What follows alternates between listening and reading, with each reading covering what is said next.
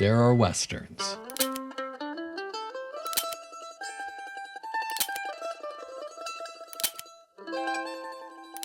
And then there are Disney westerns.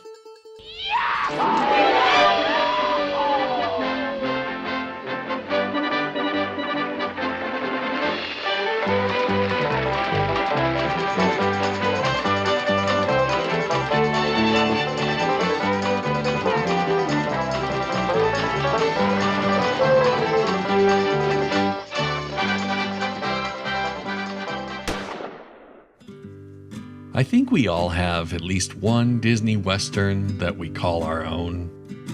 Whether that's a television show, animated short, or feature film, there's no shortage of great choices. There are certainly some duds, but even those are just as likely to have their own fans. I like Home on the Range. There, I said it. And unsurprisingly, there's a rich history here. From the earliest gunslingers of the silent film era, to the golden age of Hollywood westerns in the 1950s and 60s, right on through the genre-bending titles of the 1970s and beyond, there is one man that has been a part of it all. This guy. Howdy, folks. I'm glad you all could be with us for the 10,000th performance of the Golden Horseshoe Revue. For Walt Disney, the Great Western Migration wasn't just a tale from some old book. It was a story pulled right from his own life. A Midwestern boy leaves the farm and heads west to seek his fortune. And I'm not joking when I say he's been there through it all. He produced his first Western in 1924, the live-action animated hybrid Alice's Wild West show. The short was a direct nod to the classic Wild West vaudeville acts of the late 1800s, traveling shows that starred the likes of Buffalo Bill Cody and Wild Bill Hickok. After that, Walt wasted little time getting his animated characters acquainted with the West. Mickey Mouse would star in the 1930 short The Cactus Kid, and then as Two Gun Mickey in 1934. And when was the last time you saw Mickey Mouse with a gun in his hand? I fell down a few rabbit holes while researching this video, but trying to come up with a reasonably accurate answer to that question seemed almost impossible. Now, when the 1950s rolled around and Hollywood was hitting their stride with those John Wayne westerns, Walt was about to make history with a couple of his own projects. The first was a little park you may have heard of called Disneyland, and the other was a television show bearing the same name.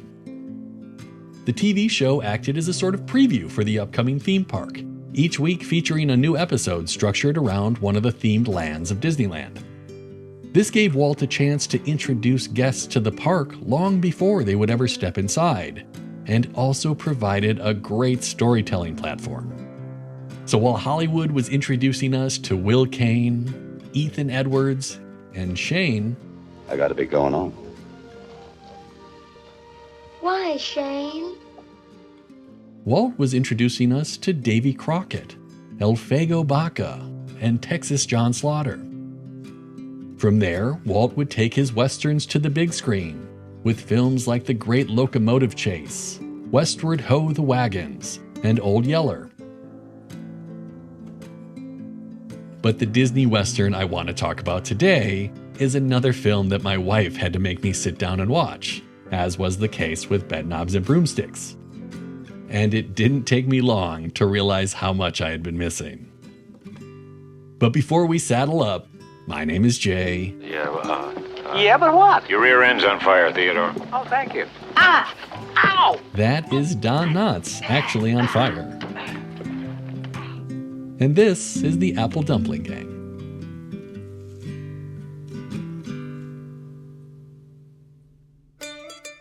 Before we dive right in, let's take a quick moment to talk about the Disney films from the 1970s.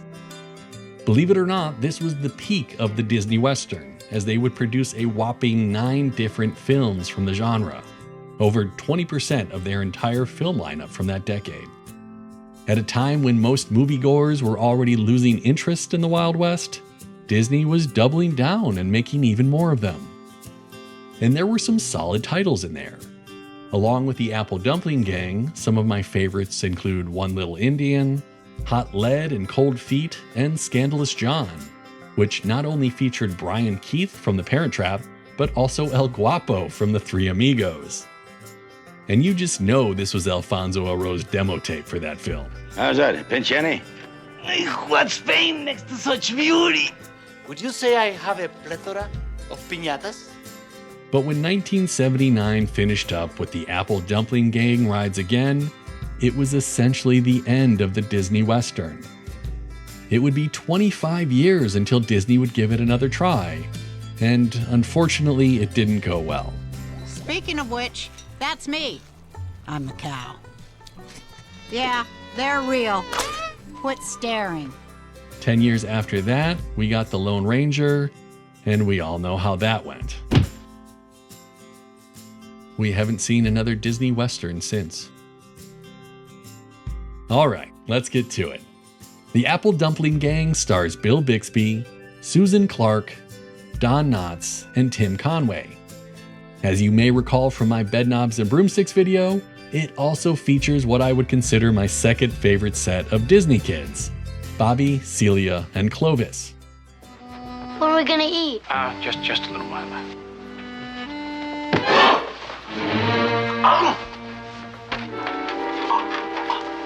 Clovis don't like to be touched. Don't he? Nope. This is one of those Disney quotes that has always just stuck with me. You would be surprised how often I can work that expression into everyday conversations.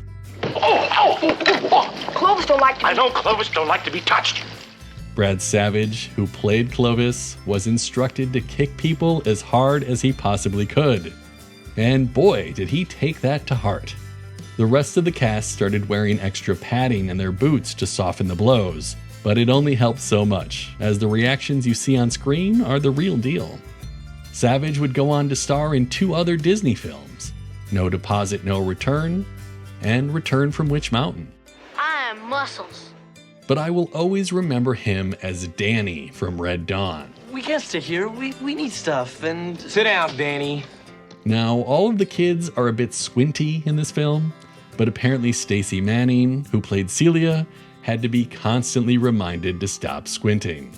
Every time she had a scene that she'd start like that, he'd say, "Now don't squint, honey, don't squint."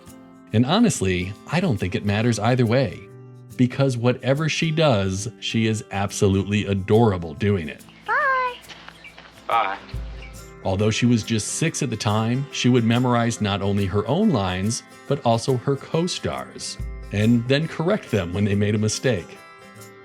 For the earthquake scene in the mine, she was told by director Norman Tokar to hold on to the beam like she was trying to stop it from shaking. The only thing was, she had no idea the beam was going to start shaking during filming. So her response to Clovis, Stop shaking it, Celia. I'm not shaking it. It won't stay still. has a nice, I'm just doing what I was told feel to it. The collapsing mine was achieved by crew members using a series of 2x4s to wobble the set, while rubble was dropped from above. All the wooden beams you see were made of balsa wood, which looks just like regular lumber, but is actually the lightest type of wood in the world, making it a safer choice for movie sets. Manning said she was originally terrified to even go in the mine, but after the scene was completed, her immediate reaction was, "Let's do that again." Aside from a few commercials, this would be the only acting role she ever had, as she would go on to become a teacher. I like you, Mr. Donovan. This brings us to the oldest of the Bradley kids, Bobby, played by Clay O'Brien, and also where we start to see the true Western roots of this cast. O'Brien made his acting debut at the age of 9, alongside John Wayne in the 1972 film The Cowboys.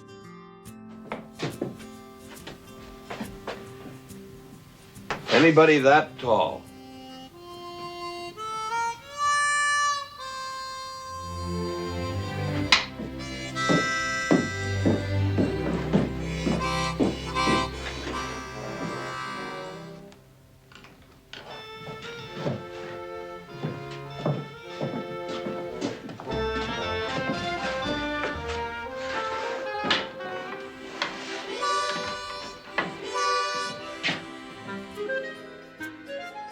He would follow that up with his first Disney film, One Little Indian, where he shared the screen with another Western legend, James Garner. Mark what?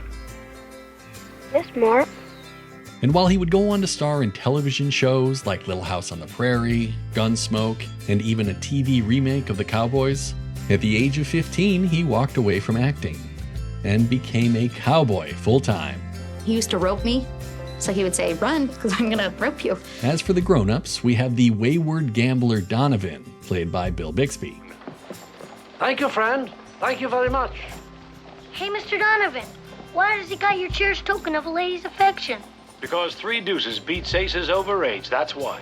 This is a fun nod to the infamous dead man's hand, aces over eights, that Wild Bill Hickok was holding at the time he was gunned down. Bixby had rose to fame in TV shows like My Favorite Martian and The Courtship of Eddie's Father, and would close out his career almost exclusively playing Dr. David Banner as part of the Incredible Hulk series. I both loved and was terrified by this show growing up. Bixby admitted that he had always considered himself a bit of a loner, and I think he uses that real-life experience to his advantage here in the Apple Dumpling Gang. Watching him go from reluctant caretaker to someone who truly cares about these kids feels earned. It's one of the best parts of the movie. On the flip side, and as was often the case with a lot of Disney romances of this era, I'm not entirely sure we ever get sold on his and co-star Susan Clark's romantic entanglement. But even without any sparks flying, I still think Clark's role as Dusty, or Magnolia, Magnolia? is another high point. Her inward struggle as a tough-as-nails tomboy, as well as the daughter of a man who clearly wanted sons, is both artfully subtle and a little heartbreaking. Clark also loved doing westerns, calling it her favorite genre to perform in. She would appear in one additional Disney film, The North Avenue Irregulars. And to any other 80s kids out there, you might also remember her from the television show Webster, where she starred opposite her real-life husband. But I think we can all agree that the real stars of this film are Don Knotts and Tim Conway. I don't see anybody. They're down there, all right. I saw them. They're all hiding in the bushes. This was the first Disney film for either of them, although it wouldn't be their last. I was even more surprised to learn that this was the first time they had ever worked together. Their chemistry feels so natural that I had always just assumed that they had been doing this together for years. The scene where they're forced to steal a ladder from the firehouse is one of the greatest improvised movie scenes you will ever see. Disney actually paid them for an extra week so that they could come into the studio and figure out how to make the shot work. Instead, they would come in, hang out in the firehouse for a few hours, shoot the breeze about the old days, and then go home. When it came time to film, the director asked if they had figured everything out, and they said, "Yep, let's do this." Watching that scene now and knowing how it all went down, just amazing. When I mentioned earlier that Don Knotts actually caught fire in the scene, that was the truth. In order to make sure that the handkerchief would actually catch on fire, it had been soaked in gasoline. Only Don was not aware of this. So on the first take, when Tim struck that match, Don went up in flames, for real. They had to roll him around on the ground to put him out. Also, the sheer genius of the shot that follows, Amos using Theodore's backside to light his cigarette because he's out of matches, brilliant. Both men talked openly about how much they loved making this film, so it shouldn't come as a big surprise that they would also sign on to do the sequel together. And since we're here, let's talk about that sequel. I have no doubt that somewhere out there, this is someone's favorite film, and that's fine. But this is not a good movie. It feels like Disney took two different unfinished scripts and just mashed them together. I think Don Knotts and Tim Conway do a fairly decent job of recreating some of that magic from the original film. The scene where they dress up as showgirls and are forced to dance in a room full of people who want to kill them was pretty fantastic. But then there are parts where they just seem to be going through the motions. And what was the point of bringing Harry Morgan back if you're going to have him play a completely different character? It just seems confusing. There is one new character who I thought was pretty great though, and that was Sheriff Woolly Bill Hitchcock, played by Kenneth Mars. His steadfast determination to stalk Amos and Theodore throughout the entire film could have very well been the inspiration for James Cameron's Terminator. And this is my second video in a row with a tie-in to The Little Mermaid, as Kenneth Mars would go on to voice King Triton. You went up to the surface again, didn't you? Didn't you? Nothing happened. Oh, Ariel, how many times must we go through this? Be assured, good citizens of Junction City, I will not rest until the Apple Dumpling Gang is completely destroyed. But overall, the premise of this movie is ridiculous. The ending is preposterous, even for a Disney film, and the so-called love story, completely unnecessary. If you want a better follow-up Disney Western with Don Knotts, go watch Hot Lead and Cold Feet. Oh, especially if you're a Pete's Dragon fan. In a crushing blow, no albums were ever produced for the Apple Dumpling Gang. Instead, I will take this time to once again lament the fact that the work of one of the greatest composers of a generation continues to be mostly forgotten. I talked about Buddy Baker in my Gnome-mobile video, but to quickly recap, he is an Oscar and Grammy nominated composer who worked at Disney for 28 years. He composed music for over 150 television episodes, some 50 plus feature films, and countless theme park attractions. And yet, not a single Buddy Baker score is available to own. Not one. At this point, I would be overjoyed if Disney would even release a Best of Buddy collection. Just give me a variety of tracks from his TV, film, and theme park stuff, and I will stop complaining. Maybe. In the meantime, if you want to listen to one of his Grammy-nominated albums, you can find America Sings over on my other channel.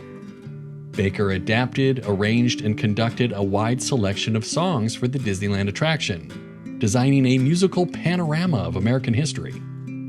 I don't think I ever had a chance to see this show in person, but I always enjoy listening to the soundtrack. Somewhat predictably, audiences enjoyed the Apple Dumpling Gang, and critics hated it. Pretty much every review I could find was negative to the point of just being mean, and certainly not worth repeating here.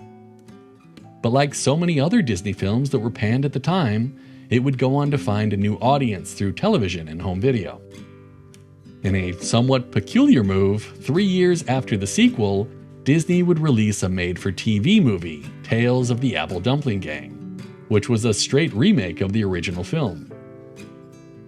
And if that wasn't enough, the very next year they produced a television series titled Gunshy, once again featuring the original characters from the Apple Dumpling Gang. This one starred Barry Van Dyke, son of Dick Van Dyke, and ran for 6 episodes. Outside of milking this story for all it's worth, I'm not entirely sure what Disney was going for here. At the end of the day, the only Apple Dumpling Gang you really need is the original, and it's available on Disney+. If you feel the need to watch the sequel, it's there as well. Just don't say I didn't warn you. If there's a lasting impression I'd want you to take from this video, it's that Disney doesn't get enough credit for the work they created in the Western genre. Walt and his team weren't trying to reinvent the wagon wheel here. They just wanted to offer their own family-friendly version of frontier life, to keep the West alive for a new generation. And for millions of viewers, that's exactly what they did. So until next time, my name is Jay. Thanks for watching. And if you'd like a bit more Western flair, I recommend checking out my video on Fess Parker. It's one of my earlier videos, so it's a little clunkier than these newer ones, but still one of my favorites. Jehoshaphat!